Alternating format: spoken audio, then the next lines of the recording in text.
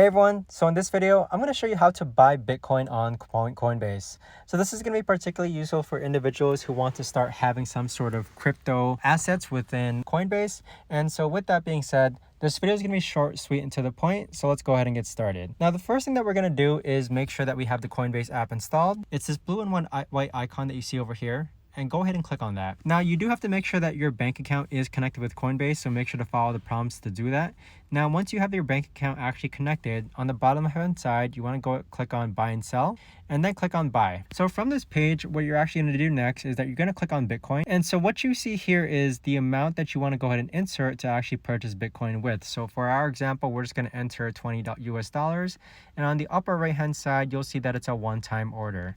So with that, you just want to go ahead and click on review order next. And as you can see, we're buying $20 of Bitcoin at the price of $80,000, and it's going to be available to trade instantly. So this right here is the best and easiest way that I know to actually go ahead and buy Bitcoin on Coinbase.